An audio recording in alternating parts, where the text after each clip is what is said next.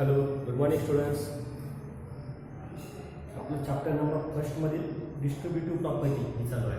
काय जसं की आपला जो पॉईंट चालू आहे काय प्रॉपर्टीज ऑफ इंटिजर्स, जी काही पूर्णांक संख्या आहे त्यांचे जे गुणधर्म आहेत ते आपण शिकत आहोत. त्यामध्ये क्लोजर प्रॉपर्टी आपली झालेली आहे, कम्युनिटेटिव्ह प्रॉपर्टी, नेक्स्ट आयडेंटिटी, त्यानंतर असोसिएटिव्ह. आता आपली जी चालू आहे डिस्ट्रीब्युटिव्ह प्रॉपर्टी, यामध्ये आपल्या ॲडिशन आणि सबट्रॅक्शनचा बहुतेक जो गुणधर्म होता तो झालेला होता. ओके, सो त्यामध्ये आपला आजचा जो मल्टिप्लिकेशनचा जो गुणधर्म असणार आहे तो आपण शिकूया. 3 नंबरची प्रॉपर्टी चालू आहे आपली the name is distributive property.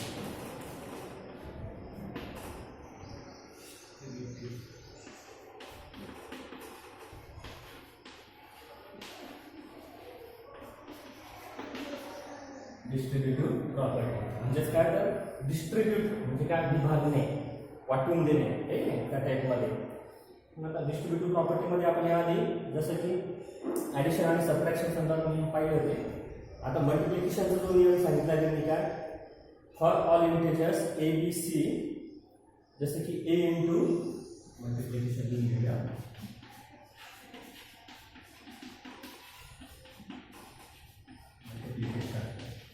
त्याचा जो रूल दिलेला आहे, काय रूल दिलेला आहे त्यांनी, जसं की a into b plus c equal to a into b plus a into c. काय, a into b plus c equal to a into b plus a into c, असा जो काही त्याचा रूल आहे. त्या रूलनुसार त्यांनी काही एक्झाम्पल दिले ते आपण डायरेक्टली पाहूया. Does multiplication distribute or subtraction? Look at the following examples. त्या संदर्भात काही एक्झाम्पल्स त्यांनी दिलेले आहेत ते आपण डायरेक्टली पाहूया. आणि त्याला आपलं चॅप्टर संपलंच पाहिजे. फक्त एकच प्रॉपर्टी बाकी आहे इनक्वालिटीज बरोबर. ओके, सो एक्झाम्पल पाहूया डायरेक्टली. काय आहे का, 14 into E square minus 3 minus 2. Okay, आता 14 इंटू -3 -2. आता हा 14 जो आहे ॲज इट इज घेणार आहोत आपण. नंतर त्याचं काय करायचं आहे, जसं की into. Okay, 14 into as it is घेतला आहे. आता 3 -3 -2 म्हणजे याचं काय होणार आहे, ते +5. आन्सर काय ना, +5 म्हणजे 5 मध्ये आन्सर आहे ना, पण त्याचं साईन जे असणार आहे ते तसं असणार आहे. म्हणजे काय, मायनस, म्हणजे 3 आणि 2चं काय झालं इथे ॲडिशन झालं का, मायनस इंटू मायनस इजिकल टू प्लस, साईन मायनसच असणार आहे. 15 4 जा 15 इंटू आहे 14, 14 5 जा 70. तर आन्सर कसं असणार ते मायनस मध्ये. ओके, -70. आपण नेक्स्ट प्रोसिजर करू. आता यामध्ये जी सेकंड प्रोसिजर आहे, जसं की 14 ने आपण काय करूया, सेपरेटली त्यांना मल्टिप्लाय करूया. म्हणजे -3 ला सेपरेट मल्टिप्लाय करू, -2 ला सेपरेटली मल्टिप्लाय करू. जसं की असं काय येतं, आपण 14 इंटू -3 -14 इंटू 2, 14 इंटू 2. मग याचा आन्सर कसं येणार पाहतो. पहिली ही पण सुरू आपण 14 3 जा किती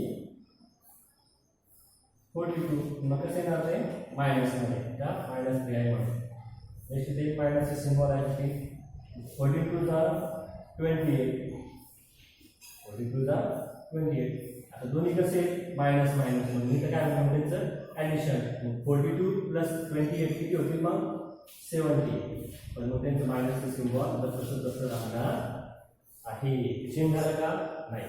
पहिले पहा आपण काय केलं, 14 ॲज इट इज तसा ठेवला, त्यानंतर 3 आणि 2ची प्लस केलं म्हणजे त्याची बेरीज झाली, असं राहिलं -14 5 जा -70. नेक्स्ट 14 3 जा, 14 ने आपण काय केलं, याचे काही पद होते त्यांना आपण सेपरेटली तिथं मल्टिप्लाय केलं आहे. 14 3 जा 42, नंतर 14 2 जा 28, मायनस इंटू मायनस इजिकल टू प्लस, म्हणजे दोघांची झाली बेरीज, मायनसचं साईन जसं तसं. ओके, आलं लक्षात मग काय करायचं होते ते, म्हणून आपल्याला खूप सोपी मेथड अशी आहे. फक्त काय आपण दिलेल्या संख्येनुसार तुम्ही जसं आपल्याला मांडणी करायला लागली होती त्या पद्धतीने आपण मांडणी केलेली आहे. म्हणून आपण काय म्हणू शकतोय, for all integers a b and c a into b minus c is equal to a into b minus a into c multiplication distributes or subtraction. म्हणजेच काय, इथे आपण हा जो काही गुणधर्म होता आपला विभागणीचा गुणधर्म, याला मल्टिप्लिकेशन जर ह्या स्वरूपात असतील तर ते इथे ह्या कसोटीसाठी ॲप्लिकेबल असणार आहे, ते लागू होणार आहे. ओके, किंवा इथं आपण जर बी मायनस सी नंतर इथे मायनस आणि म्हणजे आपण जर मायनस सिस्टीममध्ये जरी केलं तरी त्याचे जे काही आन्सर असणार आहे तेच असणार आहे. तिथे आपण ॲडिशन केलं होतं ना, सबट्रॅक्शन जरी केलं तरी सुद्धा आन्सर काही चेंज होणार नाही. ओके, सो आता डिव्हिजनमध्ये पाहा त्यांनी काय दिलेलं होतं,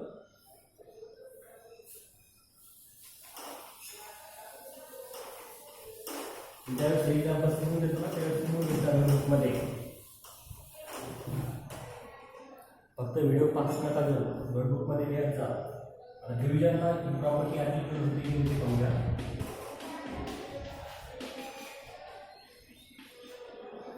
जसे की आता 4 divided 1 is equal to किती येणार 4. एक्झाम्पल 1.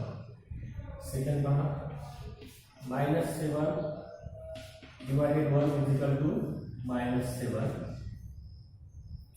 थर्ड नंबर पहा, 0 divided 1 is equal to 0. Fourth पहा, 3 divided -1 is equal to -3.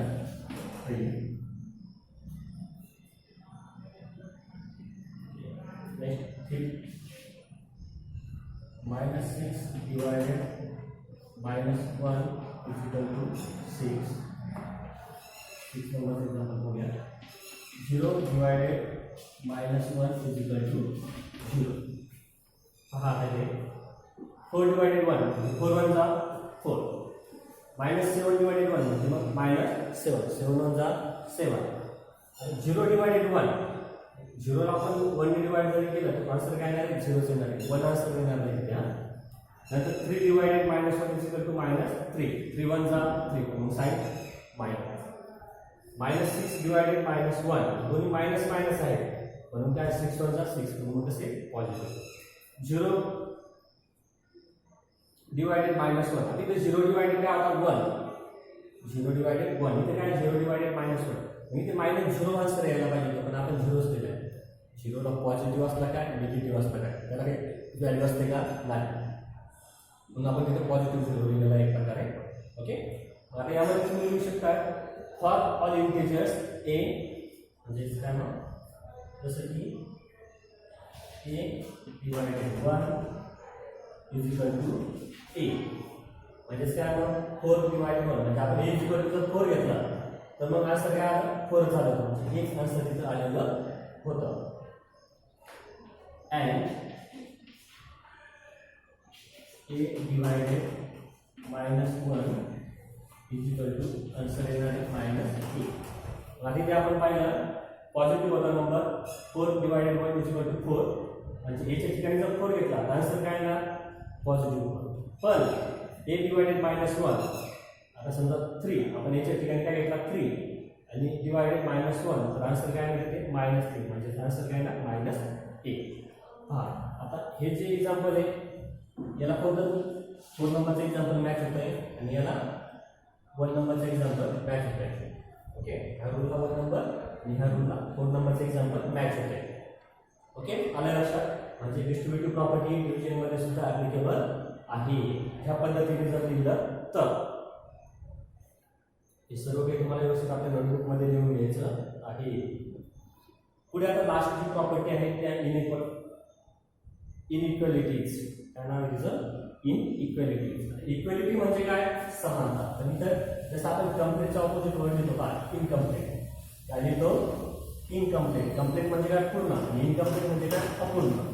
तसंच इक्वालिटीज म्हणजे समानता याचा ऑपोजिट वर्ड आहे इनइक्वालिटीज. काय इनइक्वालिटीज म्हणजे असमानता.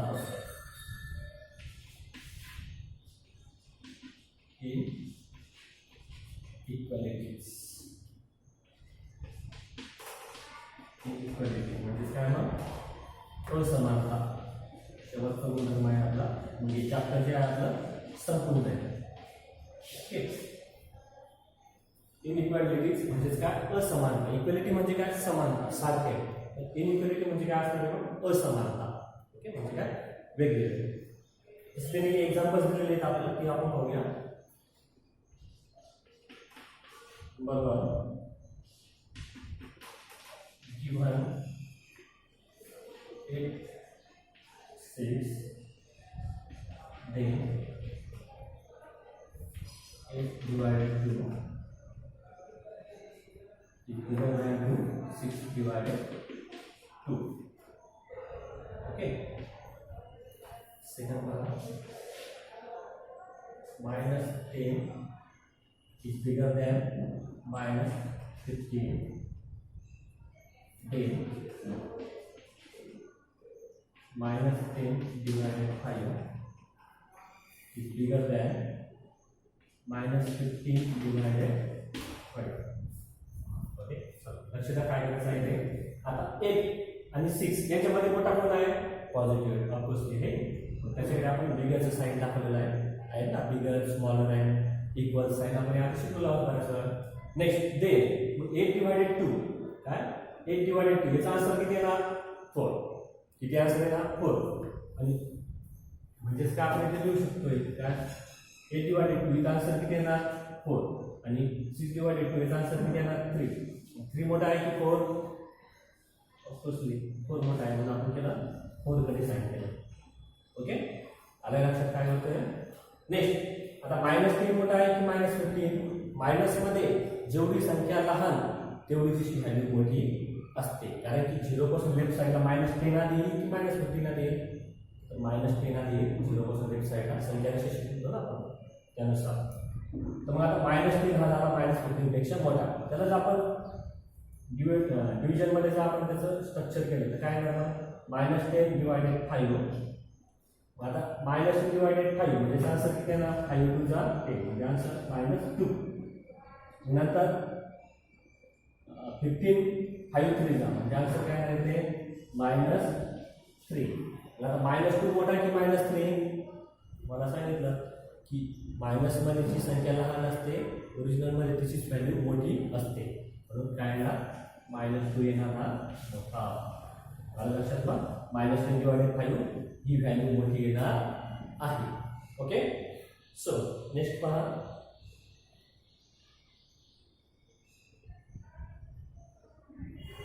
आले लक्षात मग, for all non zero integers a b c and a is bigger than b, then म्हणजे आपण त्याला जर सूत्राच्या स्वरूपात जर मांडायचं असेल तर आपण कसं लिहू शकतो, मग a divided c is bigger than 2 b divided c. Okay, if c is positive, c is positive, then a divided c smaller than b divided c. If c is negative, if c is negative. Okay, म्हणजेच काय, a divided c is bigger than b divided c. म्हणजे a divided c हा जो असणार आहे b divided c पेक्षा हा कसा असणार आहे, मोठा असणार आहे. ओके, इफ c पॉझिटिव्ह, पण c जर पॉझिटिव्ह असेल तर. Okay, next a divided c is smaller than b divided c if c is negative. जर c निगेटिव्ह असेल तर, c जर निगेटिव्ह असेल तर मग b divided c हा जो पद असणार आहे, हे जे काही पद असणार आहे ते मोठं असणार आहे. ओके, तर आता हे चॅप्टर जे आहे आपलं संपलेलं आहे. तर आता इथे जो काही होमवर्क असणार आहे, म्हणजे आपण जे प्रॉपर्टीची शिकलो, किती प्रॉपर्टी शिकलो आपण, टोटली 6. त्याचा होमवर्क तुम्हाला पूर्ण क्लिअरली लिहायचा आहे. हे चॅप्टर आपल्या इथे संपलेलं आहे. बॅक काही एक्सरसाइजेस जे असतील तुमचे ते पण तुम्हाला पूर्ण करायचे आहे, कारण की यानंतरच्या लेक्चरमध्ये मी सेकंड चॅप्टर स्टार्ट करणार आहे. Okay, so good day and goodbye.